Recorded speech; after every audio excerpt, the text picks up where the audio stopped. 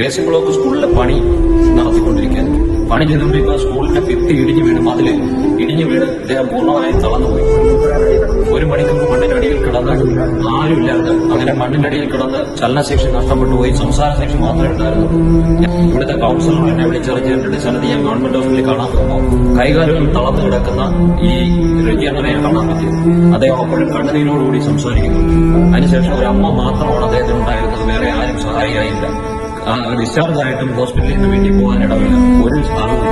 അങ്ങനെ റജിയണ്ണനെ ഹോസ്പിറ്റലുകാർ എന്ത് ചെയ്യണമെന്ന് അറിയാതെ വിഷമിച്ചിരിക്കുമ്പോഴാണ് എന്നെ വിളിച്ചറിയിക്കുന്നത്. ഞാൻ അവിടെ ചെന്ന് കരുണാലയം അമ്മ വീട് കിടങ്ങന്നൂരിൽ അസീസിക്കയായി ബന്ധപ്പെട്ടു. അദ്ദേഹം ഏറ്റെടുക്കാൻ സമ്മതിച്ചു. ആംബുലൻസുമായി വന്ന് ഈ റജിയണ്ണനെ കൊണ്ടുപോകുമ്പോൾ നിറകണ്ണുകളോടെ നെഞ്ചത്തടിച്ച് കരഞ്ഞുകൊണ്ടാണ് ആ അമ്മ യാത്രയാക്കിയത്. പക്ഷേ ആരും തിരിച്ചു വരില്ല എന്ന് പറഞ്ഞ റജിയണ്ണൻ പൂർണ്ണമായും കൈകാലുകളുടെ ചലനശേഷി തിരിച്ചു കിട്ടി ഓടി നടക്കുന്ന അവസ്ഥയിൽ വാഴമൺ അമ്പലത്തിലേക്കാണ് തിരിച്ചു വന്നത്.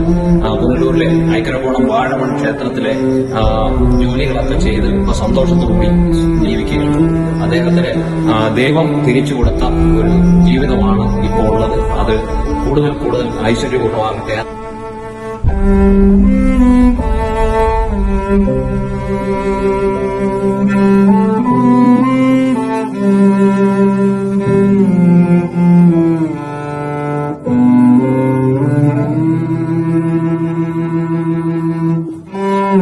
ാണ് എന്നെ വിളിച്ചറിയിക്കുന്നത്. ഞാൻ അവിടെ ചെന്ന് കരുണാലയം അമ്മ വീട് കിടങ്ങന്നൂരിൽ അസീസിക്കയായി ബന്ധപ്പെട്ടു. അദ്ദേഹം ഏറ്റെടുക്കാൻ സമ്മതിച്ചു. ആംബുലൻസുമായി വന്ന് ഈ റജിയണ്ണനെ കൊണ്ടുപോകുമ്പോൾ നിറകണ്ണുകളോട് നെഞ്ചത്തടിച്ച് കരഞ്ഞുകൊണ്ടാണ് ആ അമ്മ യാത്രയാക്കിയത്. പക്ഷേ ആരും തിരിച്ചു വരില്ല എന്ന് പറഞ്ഞ റജിയണ്ണൻ പൂർണ്ണമായും കൈകാലുകളുടെ ചലനശേഷി തിരിച്ചു കിട്ടി ഓടി നടക്കുന്ന അവസ്ഥയിൽ വാഴമൺ അമ്പലത്തിലേക്കാണ് റജിയണ്ണനെ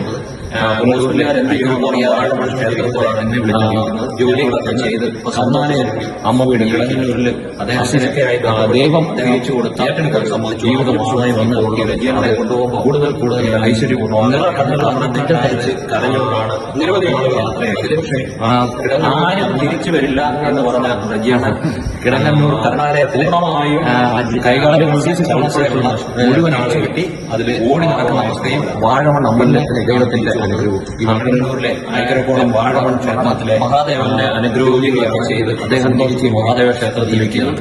ഇവിടുത്തെ പൂജാകർമ്മങ്ങൾ ദൈവമായി ഇരിച്ചു കൊടുത്ത ഒരു ഈശ്വരനുഗ്രഹം. ഇതുപോലെ ഒരുപാട് കുടുംബങ്ങൾക്ക് നമ്മൾ ഐശ്വര്യപൂർണ്ണമാകട്ടെ. അവർക്ക് യാത്രക്കാരനായത് പ്രയാസം അനുഭവിക്കുന്നുണ്ട്. നിരവധി ആളുകൾക്കൊക്കെ അതിൽ താങ്ങായി ഓരോരുത്തരും ജീവിതം മാറ്റിവെക്കണം. കിടങ്ങന്നൂർ കരുണാലയത്തിലെ അസീസിക്ക ഉൾപ്പെടെയുള്ള മുഴുവൻ ആളുകളും അതിൽ ഭാഗമായിട്ടുള്ളവരാണ്.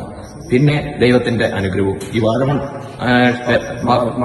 മഹാദേവന്റെ അനുഗ്രഹവും കൂടിയാണ് അദ്ദേഹം തിരിച്ച് മഹാദേവ ക്ഷേത്രത്തിലെത്തിയതും ഇവിടുത്തെ പൂജാകർമ്മങ്ങൾക്ക് സഹായിയായി പ്രവർത്തിക്കുന്നതും. ഈശ്വരാനുഗ്രഹം ഇതുപോലെ ഒരുപാട് കുടുംബങ്ങൾ നമ്മുടെ പ്രദേശത്തും നമ്മുടെ നാട്ടിലും ഒക്കെ ദുരിതം അനുഭവിക്കുന്ന പ്രയാസം അനുഭവിക്കുന്നവരുണ്ട്.